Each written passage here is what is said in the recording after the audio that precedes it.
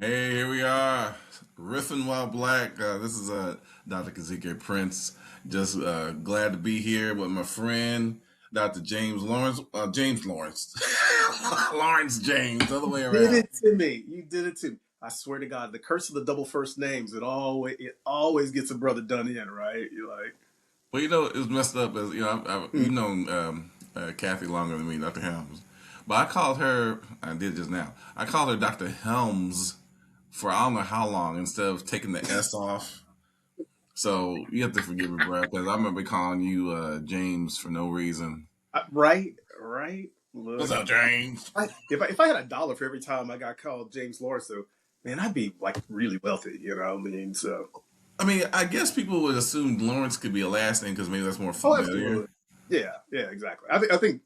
I don't know. I mean, obviously, James is a very popular last name, Uh-huh. but Lawrence is not unusual. You know, Right, but right. like actually in real life, because I'm a junior, so I probably should be like all the time like Lawrence James Jr. And Sounds then like like a it sounds like an R&B singer. it would be if I could sing, but that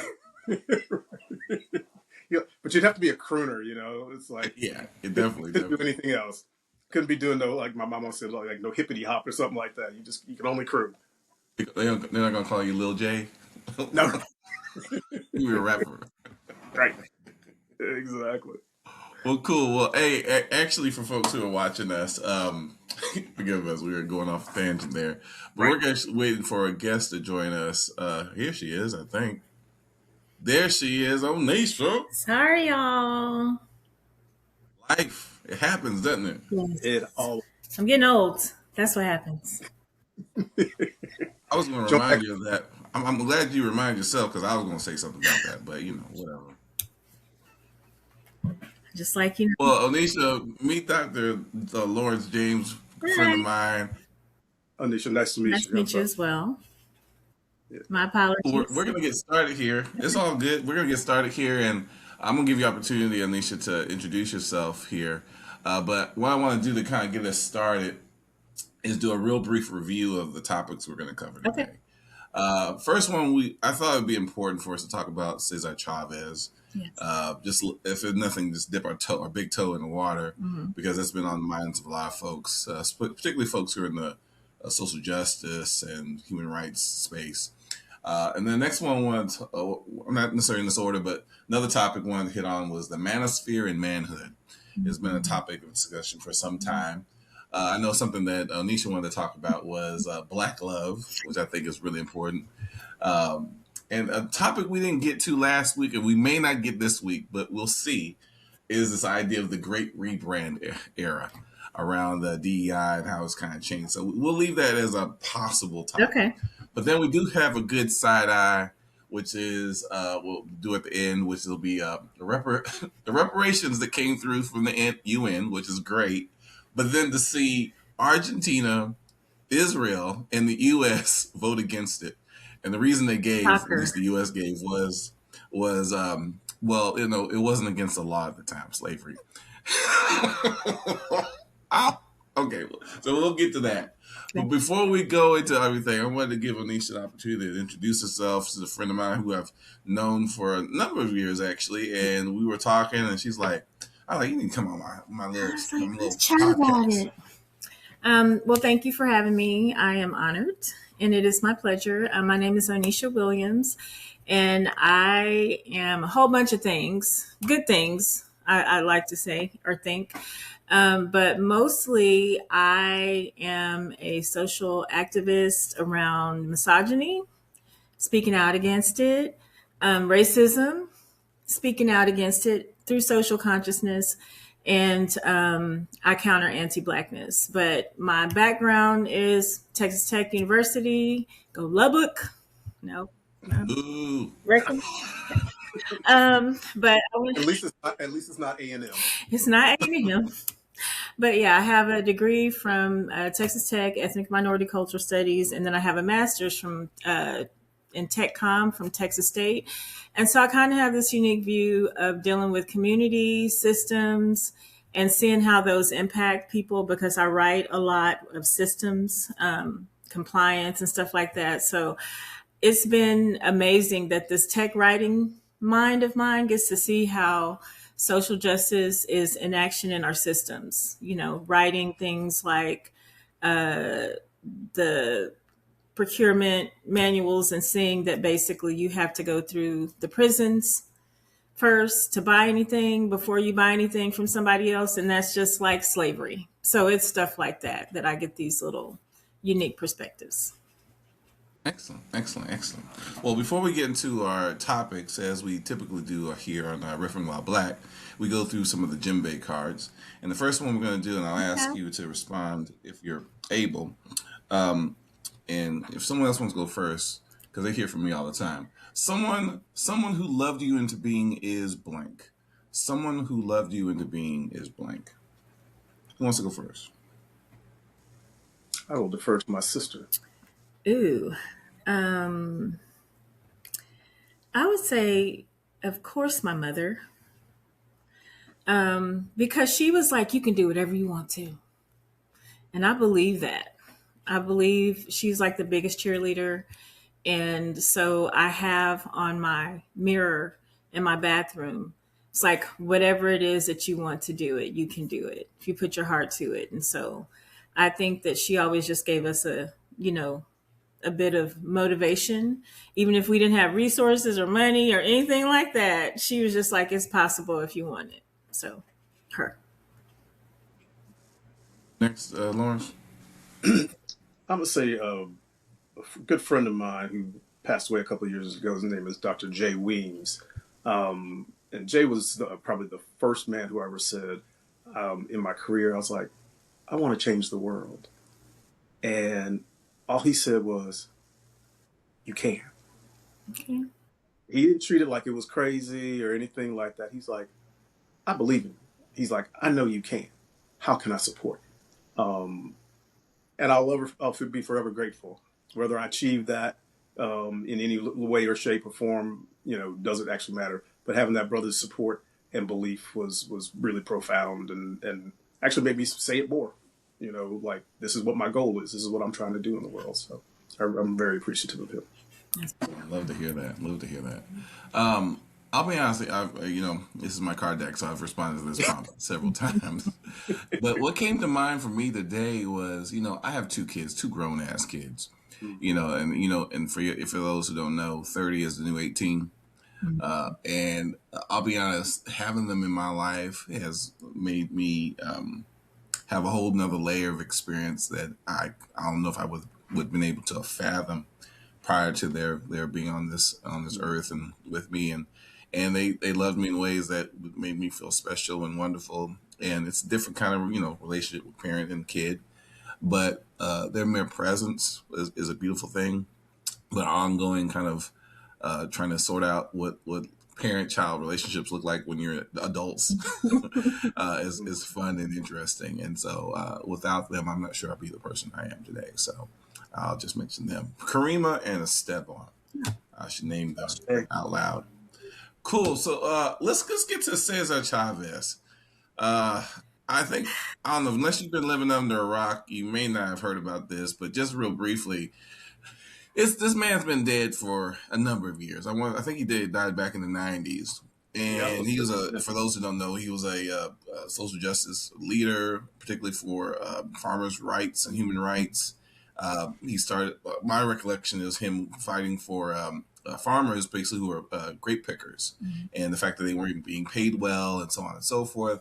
What came out in the news last week with the New York Times and has continued is the fact that he was known by a number of people as being a child molester and also raping at least more than a few cases, but the one most notable is Dolores Huerta, who he partnered with in the Farmers Union. And it's just been a lot of backlash. And I'll be honest, I think for the first week, I'll just say this, I think I wanted to pause because one, I felt an immediate sense of grief because of it.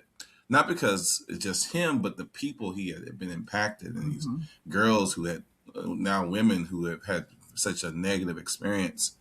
And for someone who's in that position of authority and respect, it was heartbreaking. to see how the negative impact he had on people's lives, despite any good he may have achieved, and just the kind of upheaval that's created for a lot of folks. But I felt like it was important for us to bring that out as a topic. I want to hear what y'all thoughts or reactions to hearing and learning about that.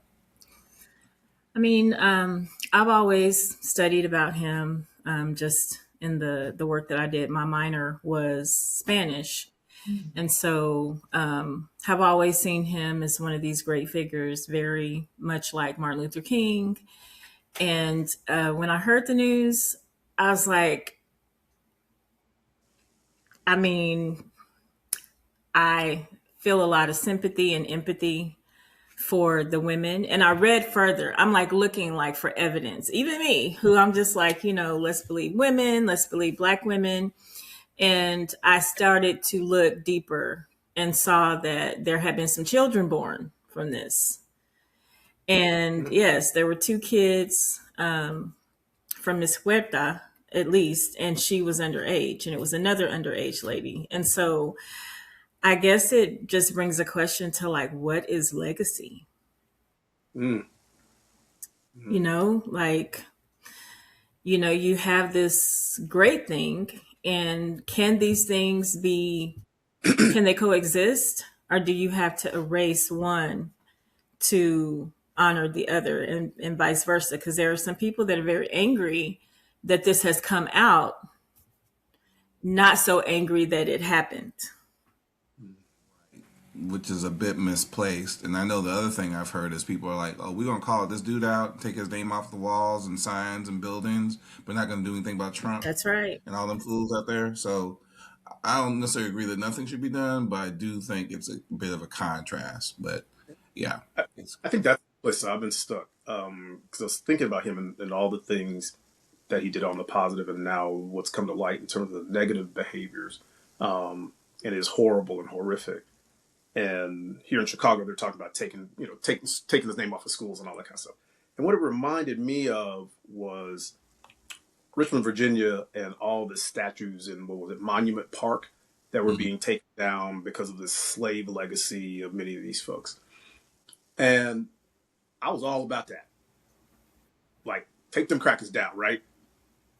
Now I'm like, with Chavez, I'm kind of like, but he did these wonderful things, for the farm workers union. I'm like, why did one be taking that man's name off the building, right? And I'm looking at myself, honestly, being like, well, damn, ain't that a double standard? Because on the one hand, you're like, they were for slavery. They should be, their name should be gone. Christopher Columbus, all these folks. And now with Chavez, you're equivocating, and I'm like, so it's made me very introspective, in all honesty, to be like, what's going on with you? Because the stuff that he's alleged to have done is horrible. And to your point, KP, if I put Trump's name in that conversation, I'm like, that boy got to go. So am I practicing sort of, it's all right if you my kind of people? But it's horrible if you them other people, whoever them other people are. I mean, so it's an internal struggle that I'm having with myself. Like, and it really brings me to, what do you really believe in? Yeah. Yeah. And I'll be honest, part of me is, I think because he's been such a powerful figure in the Latinx and Hispanic community, I think I've been trying to listen to what I'm hearing out of that community to see what they're wanting to do, because there's not total disagreement on this, but there are a lot louder voices.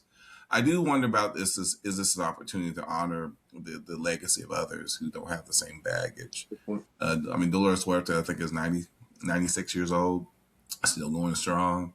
And would it make sense to honor her legacy, because she was in the trenches with That's him? exactly, that is what was striking to me, is that she's so buried in this. Yeah. And if you look at the civil rights era, there were a lot of women who were overshadowed for the work that they did. And then we look at, the misogyny of it all. It's like we don't want to be erased. And as someone who is always speaking up for women and Black women, I keep trying to go back to our history, because sometimes when I'm speaking, even in homogenous circles, it's like, do you know anything about Black women's history? And Oh so yeah. it's like she was there the whole time. She co-founded, she did the work. And it's not like I'm for replacing his name with her name. I think that that's fair, and it will bring a light to women's justice and women's history in that light. But I'm not part of the Hispanic community in that light, so if you look at misogyny in the Hispanic community, sounds like a lot of people knew what he was doing,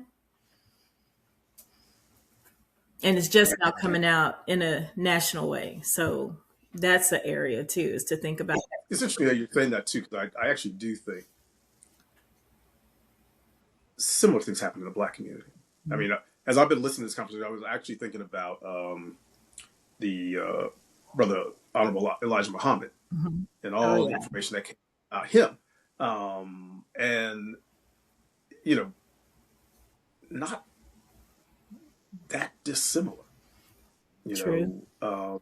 and so in some ways, and not to diminish the Chavez piece, I mean, this behavior of men is universal, unfortunately. And so we actually, which may lead into our second topic, but we as men actually have to look at who we are, how we are behaving in the world. And maybe we need to really be thinking about how do we begin to reshape how we are raising young men, and what is acceptable culturally in behavior, regardless of community. Agree. Because this clearly is a direct impact on women and girls, and how we, all of us are responsible for protecting. But it speaks to the importance of the conversations we need to be having with other men and boys. I think this is an opportunity to have those conversations because, I mean, unfortunately, men are the perpetrators by far more than any. And so I think oftentimes it's an absence of the kinds of real conversations that need to be happening among men and boys about this topic. And because it oftentimes gets, swept under the rug, it gets dismissed, it's minimized. I mean, even with the stuff that's going on now people are pushing, they're coming after Dolores Huerta. I'm like, wait a minute, hold up. Yeah. Blaming her. That's not new. No. And it's like men will be men, boys will be boys, and we hear those statements, but it's at the detriment of women typically. Yeah. Anisha, could I ask you a question on this? Because I'd be interested, because you talked about replacing her name with his name, and what's in my head is, if we were to center women in this conversation, what might that look like? I think when we center women in this conversation, we look at how much violence there is. We center on the violence because the violence just isn't a social issue. It is a humanity issue. Women die at the hands of men at higher rates, and the acceptability of it is what's scary. The fact that we won't dive there.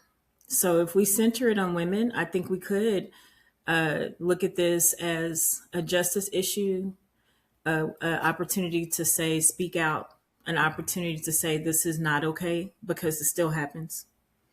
And I'm pretty sure in the Hispanic community, it's probably worse than what we would even be able to talk about right now. I mean, meaning there's this machismo in that community, and imagine being either an immigrant worker, an undocumented worker, a woman, and what her world is and how she's navigating through already this outer system that's not too friendly, and then this inner system of misogyny that's really not friendly and or not believed. So we would be believing women, and we would be uplifting the works of women who've not only had to go through what they fight in social justice, but what they fight as women. I love that. And and I'm not sure if this was the New York Times intention, but this all was revealed during Women's History Month, which ends in a few weeks. And of course, every day is Women's History That's Month, right. just like Black History is every day, right? My hope is that there'll be some energy that takes us. Whether I mean, and all of us know, street names they come and go, but real actionable change that brings awareness and creates real change. I mean, I think it's going to be what's going to be the thing that makes the big difference here. What if it was I'm okay? sorry. What if it was I'm sorry. MLK? I, s- One more time. I'm sorry. I said, what if it was MLK? Right. Ooh, it'll be Right. hard, but it would need to happen. Because we've let his injustice go. You know, we know that they've talked about him having affair or affairs, and it's like just an affair. But I thought about that. Like, what if it was MLK? Yeah, and I'll be honest. I'm on the thread with a number of people in the Jewish community, and that came up as a topic. And I think the distinction I made in my head, it's not so much of what's morally right, but what's illegal. And when you're talking about children and having impact, I think that's a different kind of situation. But I think we have to be honest, whether it's MLK or any other hero we have in our history, telling the truth. That's right. And I think part of the problem is we have a problem telling the truth about our heroes and their flaws and their mistakes they've made as a way of learning from those experiences, and also makes them more human. Not to say everyone's doing what MLK did or everyone's doing what Chavez did, but they are flawed individuals who are under tremendous trouble, who are troubled and had a lot of pressure on them, and they made a lot of mistakes, and some of them were quite horrible, particularly when I think about Chavez. But I want to move on to I don't know. I'm struggling here because it's the manosphere, and then the other topic is Black love. And there's a part of me that wants to do Black love because I think it's important for us to talk about the positive aspect. Because this last topic was heavy, it was tough, and so there's a part of me that wants to go straight to Black love. We need some reparations right now, like Yes, preparing yeah. from that nasty, right? Like, Oh, well, I mean, it's yes. I mean, it hurts my soul a little bit that we had to have that conversation. But I think again, we have to have this conversation. So let's shift it over. And Anisha, I wanted you to kind of lead the conversation. In your mind is about Black love and the importance of it, and something that you've really focused on. Well, I do focus on it, and I think people would be like, "Why is she talking about Black love when she's always talking to Black men? Like she's crazy." But really, I think I divorced, and it made me start really thinking about relationships because I entered into the dating space, and I was like, "This crazy. This is a crazy space."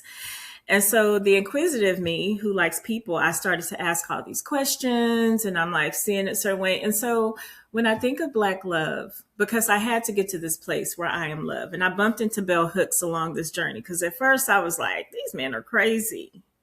But then somebody asked me who are you? And I'm like, I am love. And so I started to look for love in Black women, and I bumped into bell hooks, and bell hooks started giving me an education, right? So, in a nutshell, we have these really petty disagreements, I feel, but they're real, real disagreements between Black men and Black women.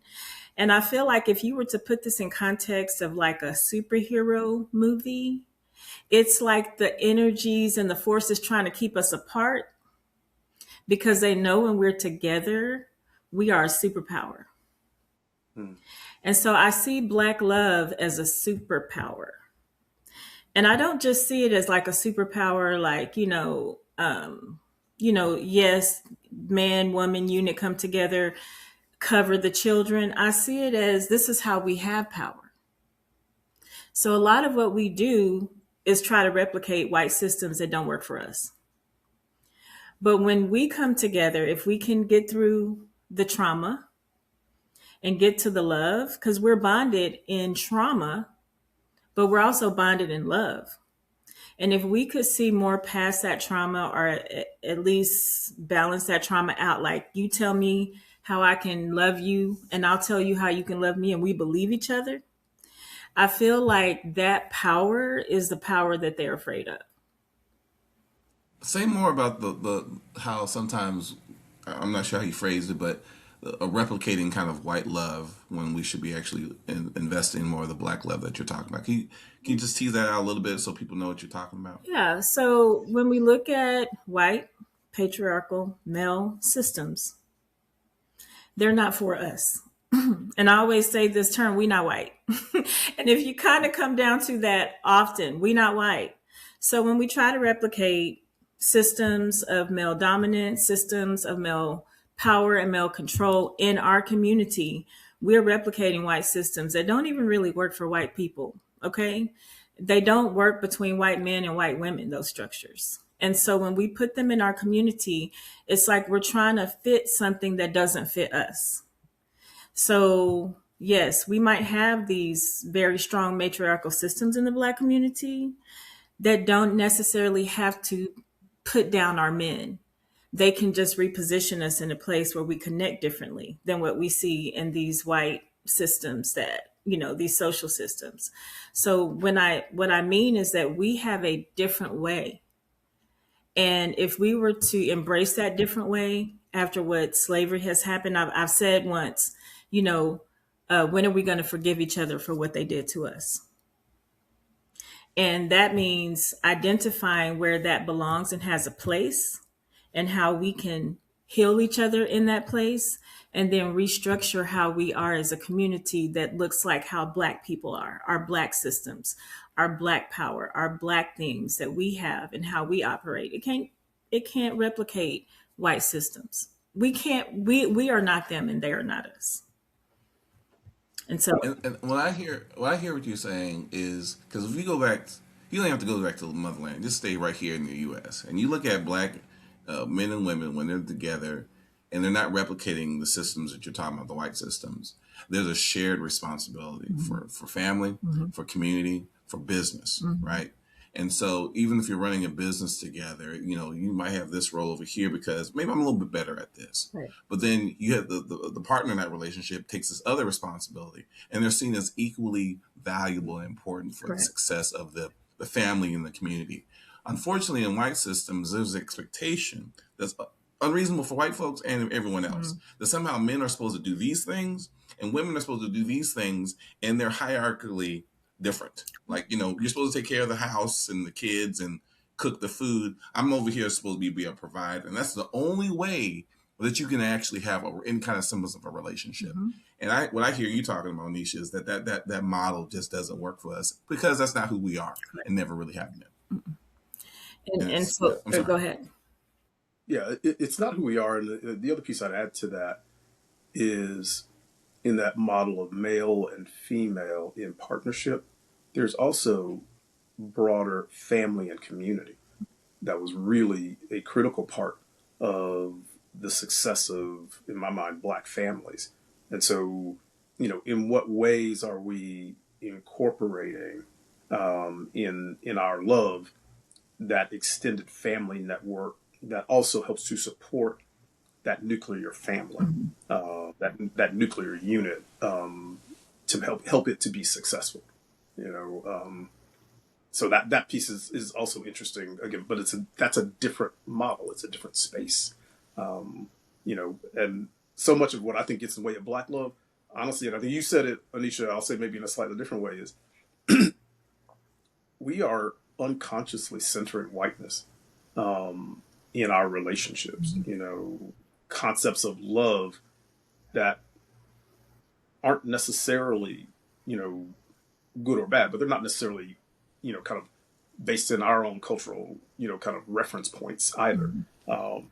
You listen to this stuff and you're like, oh, my man got to make $300,000. Yeah.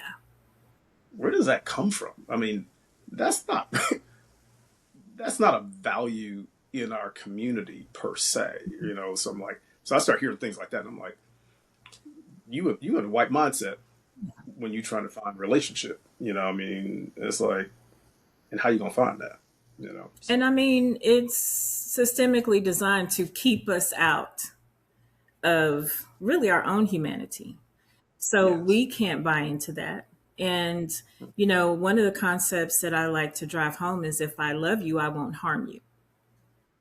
So Yes. when we talk about the definition of harm, we need to hear, because it's just this battle, like, that's not harmful. Yes, it is. No, it's not. Yes. And I think we just have to stop and say, somebody says, when a black man goes out in the world, he doesn't want to come home to the same things. And when a black woman goes out into the world, she don't want to come home to the same things. So what is peace? What is love? What is desire? Like, we can redefine those things. We do not have to have those spoon fed to us. And I call it the Black apocalypse, which is, the time after slavery.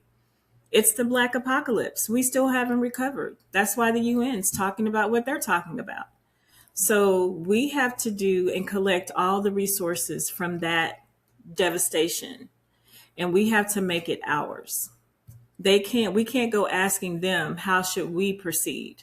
And I feel like sometimes that's what we're doing. I mean, all the time. Like, stop asking white folks how to be black. Correct. Or can we do something? Wait for their Or can we do? I'm like, how about we just go That's do? right. I'm like, and for me, that's the pieces where it becomes about decentering whiteness, because it's like, you actually aren't even in the conversation for me around my black humanity, my relationships, or anything else. It's like, you don't count. I mean, you count in your own world, but around this question, you do not count and you don't matter. When I'm talking to black men about being in relationship, I'm talking to them about centering you in your own sense of humanity, and taking care of yourself mentally and emotionally and physically. And I say this, and I appreciate that you said this, sister. And I always say, but in doing that, you must do your best to create no harm for anyone else. Mm-hmm. Centering you does not mean that F everybody else. I'm going to be wild and out doing whatever I want to do and F y'all. No, centering you is, I need to take care of myself emotionally whilst doing the least amount of harm, and being conscious of not creating harm for the other, my partner, my children, etc. When I see brothers who are able to do that, there really is power, and their relationships are better, because they're always conscious. How is this going to impact my partner? And I really love how we're talking about this, because I think if anyone's watching our conversation, what they'll hear is a greater emphasis not on the I, but the we, our community, our relationships are not causing harm to ourselves and the people that we supposedly love, and demonstrating that in how we act and behave towards one another. And that's it's having flexibility about how you go about, roles and responsibilities, and being open to different ideas. And I really loved how you started, Anisha. I am love. And I think that's sometimes forget. Yeah, I have to remind myself sometimes, because it don't be feeling like that. Because this is the thing. We have to dismantle the colonized mind. We have to dismantle patriarchy. Down with the patriarchy, for real. Because it's harmful to our men, too. It's harmful to our men when you define what a man is most times by saying it's not what a woman is, because that really does teach hate for women. But we have to know that we have to dismantle those things within, specifically because we ain't white, but because sometimes when we're talking love, when I'm talking like misogyny, I think my brothers hear love and not fair. They hear like, oh, women, because ain't nobody really told me this, and maybe this is a whole other episode. They're like, black women just need to be accountable. And I'm like, what does that mean? Right. I was like, what does that mean? And nobody's really told me, but it is a very hot topic, because I've been on this rhetoric. I follow rhetoric. I counter rhetoric on social media. And it's like, black women don't take accountability. And so I'm like, for what? You just don't take accountability. So when we're over here trying to dismantle misogyny, like we're talking about, Huerta and Chavez, it's like, that's misogyny. That's not a conversation about love. That's a conversation about misogyny. And once we get to the point where we have now made a conscious decision to be aware of how to dismantle misogyny in our relationships and our communities, then we can talk about how we build our love relationships. And then we can hear our men as well. But when we're like tit for tatting and one is misogyny and one is like, you didn't make my plate, it's not, but it's not an even conversation. So, I mean, Well, let's talk about that, because I think that's where people go in this conversation, because they start talking about, are you going to make me a sandwich or not? Are you going to make my plate or not? As if that's the telltale sign of what Black love looks like. yes. And the reason I'm thinking about this right now, because, I raised both of my children, now adults, to be pretty open-minded. And, they had parents who fulfilled a lot of different kinds of non-traditional, conventional roles and responsibilities. But when I talk to my daughter sometimes, and she's been dating this guy for quite a long time, and they're both great. But, I like it when he takes my car to get gas and then he washes the car and all those kinds of things. And she kind of likes those seemingly on the surface traditional things, right? But at the same time, she's doing the things that are against convention too, by, leading her household with her boyfriend and doing the kind of things that, in the traditional sense would not be aligned with. And so for me, it's having the flexibility to determine what kind of relationship you want to have and still be beholden to the things we're talking about, which is respect, dignity, actual love for one another, and whatever roles and responsibilities we fulfill, whether it's making a sandwich or washing your car, we can choose to pick those things, but we're not going to make that the thing Yeah. that defines our relationship. Yeah. Okay, you don't want to make a sandwich. All right. Whatever. It's like, can you cook? But can you? Right. I do want some help in the kitchen. I understand, I understand, but I think it needs to be okay for us to not look the same, even as each other. It's like, yeah, maybe I don't know how to make a good sandwich, but it doesn't validate all of who I am, and vice versa. So we can have real conversations about these structural issues that we face, and we can have sympathy for our men, and we can have sympathy for our women. But we can reconcile that. Like, we should be the solve. We should be what heals the other person, not makes it worse. You just made me think of something, Onisha, because, let's say you walk into the relationship and you don't know how to make a sandwich, or you're a terrible cook. One of my areas of struggle was I didn't know how to let people help me because I'm so used to doing things on my own. One of the things I had to learn how to do was to allow space for the partner in my life to be there and be present, and not try to be, do everything by myself. And so what that means is that, cooking may not be the central thing that you focus on, but the question is, are you willing to figure out things or to do things? Okay, maybe I don't cook, but I know where the great restaurants are. Or something that you're making some kind of contribution, so it's not always on one person. Yeah. And so I know, I feel like that flexibility in a relationship is important, even if you don't know how to do something. Am I making sense? Does that seem reasonable? Yes, it does. I mean, I want us to feel love. I want us to be happy about love, not angry. Like, I gotta love this man and I gotta love this woman. It shouldn't be the color purple. Okay, the love shouldn't be the color purple. Oh Lord, not the color purple. You don't do right by me. All right. Right. But unfortunately, that's the story we get a lot of times around Black love. It's angry, it's hateful, it's resentful. Struggle. Matter of fact, I'd rather be by myself than be with this nonsense. Right. As if Black love doesn't exist. It does. It does. There's a piece that I love this conversation. There's a piece of it that, especially when you were talking about you are loved. What I hear in that is an introspection, a looking inside of yourself, a grounding in who you are, and a comfort in who you are, that then permeates out in the world. And so some of this conversation also has to start with, how do we heal within our own selves so that we are coming and know ourselves, so that we can say, and this may go against what we were talking about, if it's really important to you that your spouse is a great cook, that's actually okay. It is. but go find a partner That's right. for whom that is their thing. They cool with it. Don't be Mm-hmm. trying to force somebody, into this thing. Maybe you go, Mm-hmm. and that's so important to me. Maybe this isn't the partner for me. Now, most of us will look at that and be like, that's really stupid because they matched on 9 other things, but the 9 other things may not be really important to you. You know, so you got to look inside yourself to be able to say, boy, what really matters to me in terms of being in a partnership, and that requires you to know you, Mm-hmm.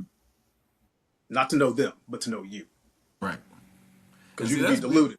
but that's beautiful. And Anisha knows this. I've been on the dating scene for some time since my divorce, and one of the things I've learned over this season of dating Pray is tell. that if you have a list, if the list is too long, you're not gonna find the right person, right?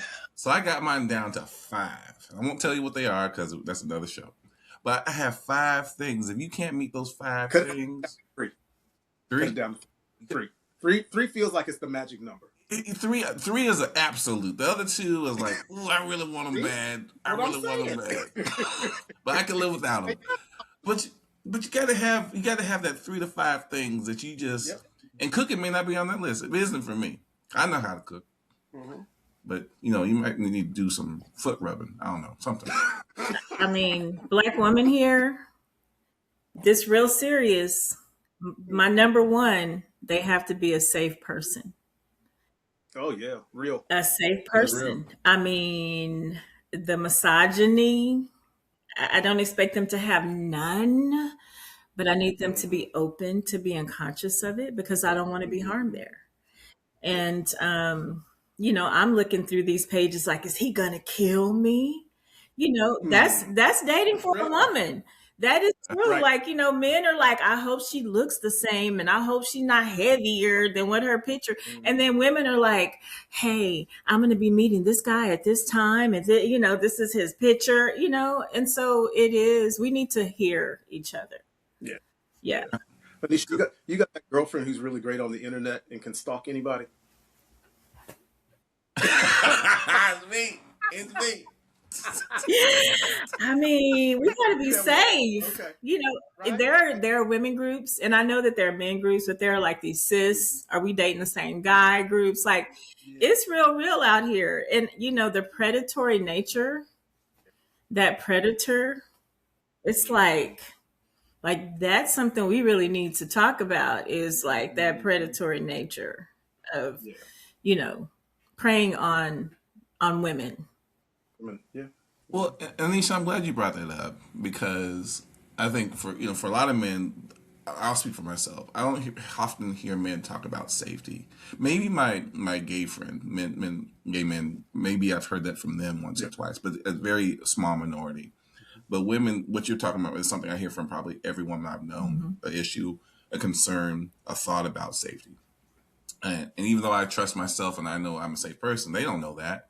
And so I hear that consistently as a thing. And I'll be honest, I've heard from some guys who get offended because, like, why do you have to worry about that? I ain't going to do nothing. Like, they don't know you, fool. Yes. And we have to be conscious of that, I think. If we're assuming a heterosexual situation, we have to be conscious of and be aware and mindful of that. That's something that's on their minds. And we have a responsibility to be trustworthy and be a place that's safe. And if we're not, why? Of course, they're gonna run the other way. And it's a physical safety and a social safety. So, I'll say this, and this might be controversial for me. I already married a Black man, and I already have Black kids. Okay, so this next round, I love a Black man. I want Black love. I really do.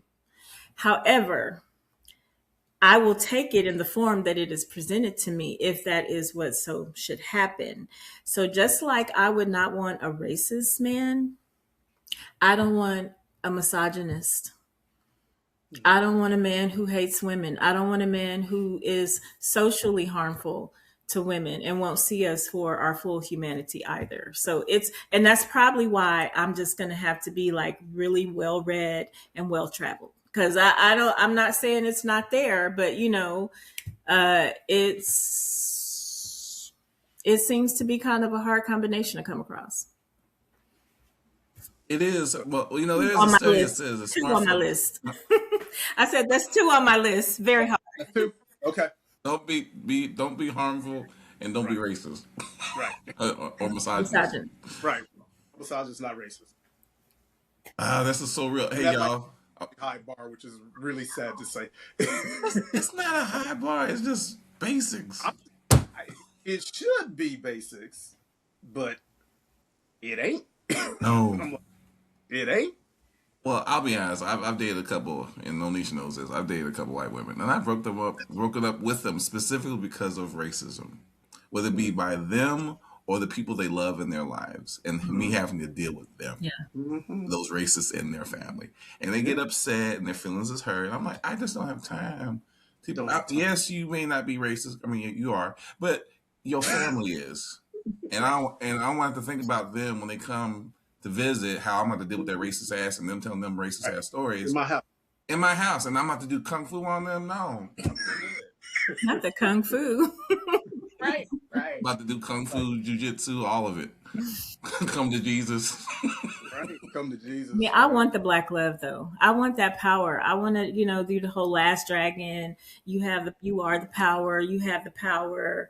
But you are the last Not dragon. I wax. want that. I want that, but with the black man. I do. I really do. I feel you. Well, hey, Yeah, y'all. yeah. James, I'm sorry, Lawrence, you want to get in there? He's out there. Oh, yeah, definitely. I All these believe it. billions out there, I believe it. definitely out there. Well, hey, y'all, we are at a time where we're going to do the next card. We didn't get to talk about manosphere and manhood, but we'll probably hit that topic and the great rebrand area for next time. But our next card, this is our engagement card before we get to the side eye, and this one, I think here you go. I make my life meaningful by blank. I make my life meaningful by blank. Who wants to go first?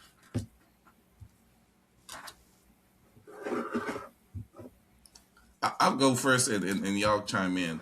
I make my life meaningful by blank by doing the things that we're doing right now, having these real conversations, talking about these things that I think people are already thinking about. It brings meaning for me to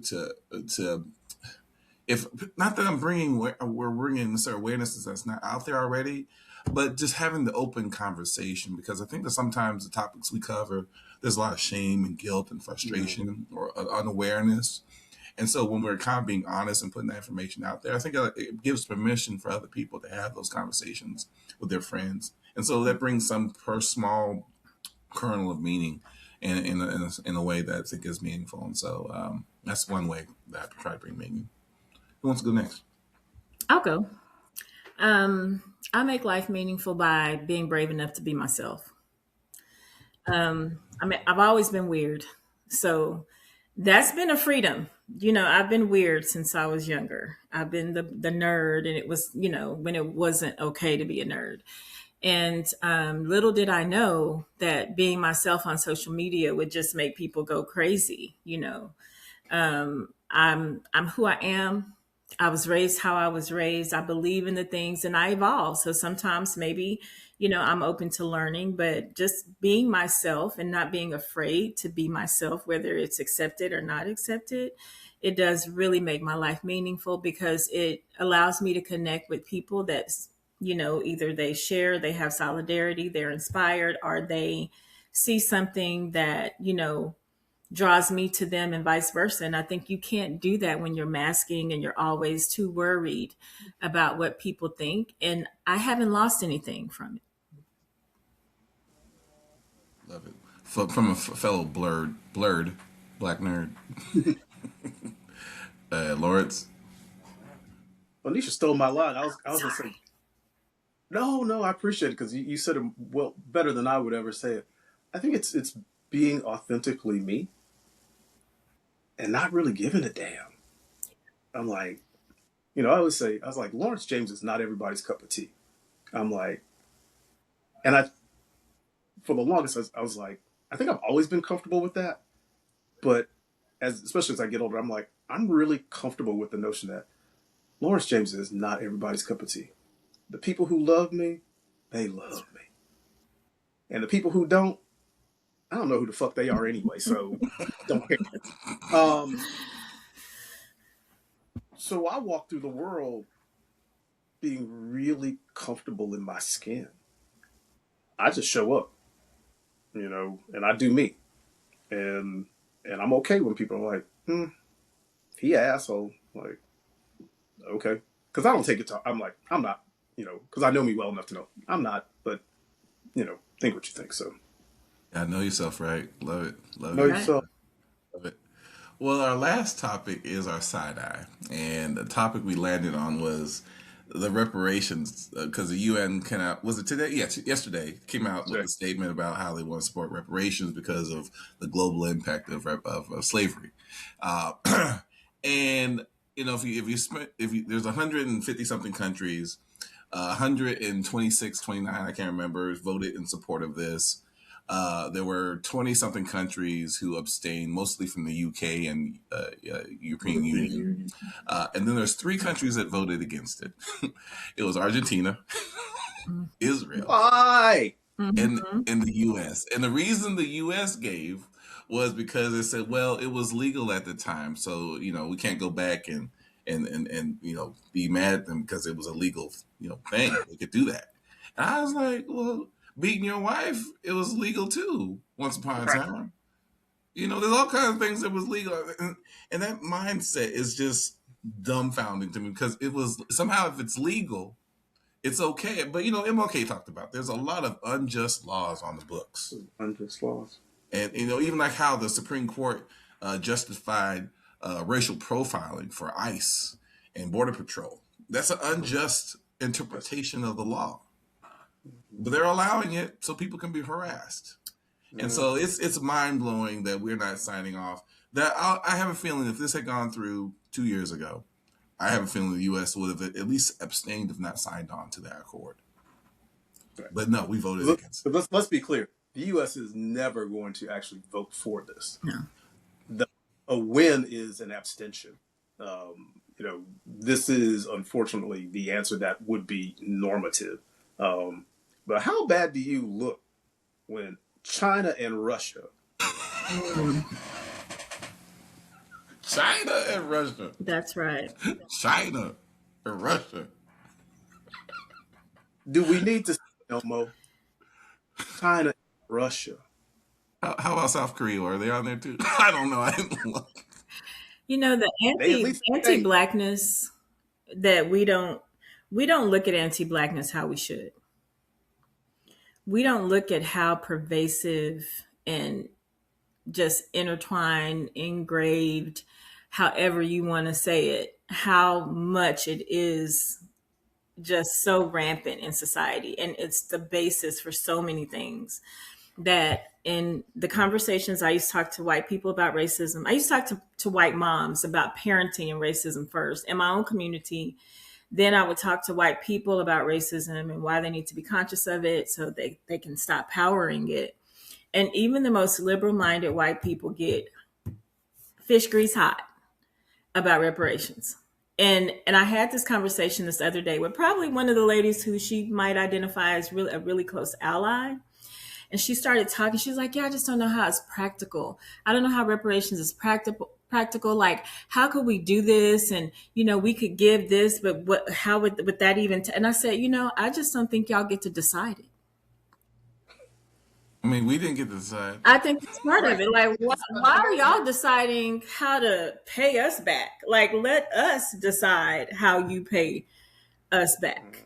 And I think it's just never being able to turn off that white supremacy ideology that, we get to own you in some type of way. And if we so choose, we will get to repay you. We will repay you if we so choose. And it's just a little nasty way to look at stuff. I mean, a good example of this is in different parts of the African continent, how colonizers would come in and say, hey, get on a horse and ride that horse all day long and then put a marker in the ground. And then the next day, ride, about 9 degrees in another direction and ride all day. And whatever you can mark off in those 2 days is your land. Mm-hmm. And those same people own that same land, but are upset when people say, "Hey, you need to give some of that land back to the people who you took it from." Mm-hmm. But they're angry and upset and push back and don't want to give anything away. And so it's like, and then they wonder why people are upset with them. Well, I'm doing good in the world. I gave people jobs. I'm helping them, take care of their families. They should be Right. glad of what They I'm should be doing. thankful for all that I And then they moved to America because they're being, their rights have been taken away from them. But then they're moving out of America because they're like, nah, this is some bull. This ghetto over here, we can't even be as racist as what we want or what we thought we was gonna come back to. But yeah, it's a very double stand.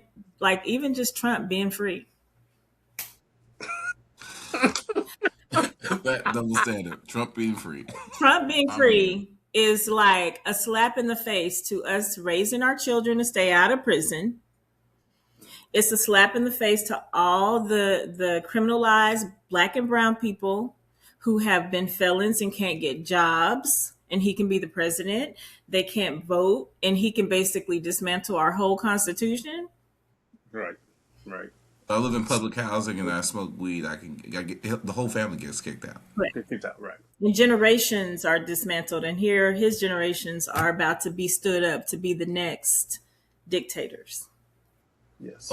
Redefine the term "failing up." Correct. Mm. Correct. 7 bankruptcies. That is affirmative action. If there's no other definition of it, that is affirmative action.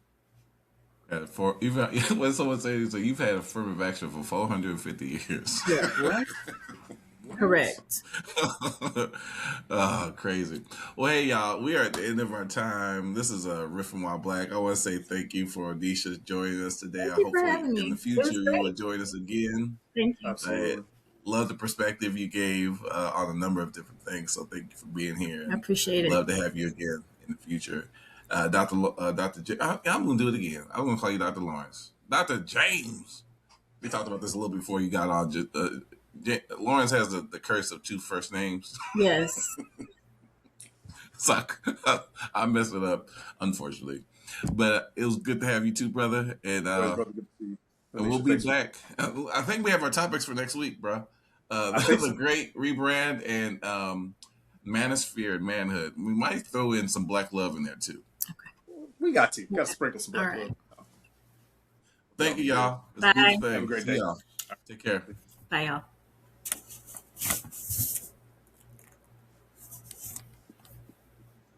Cool. I may have told you this, Lawrence, Anisha. It should upload. Like it says, it's 99% uploading.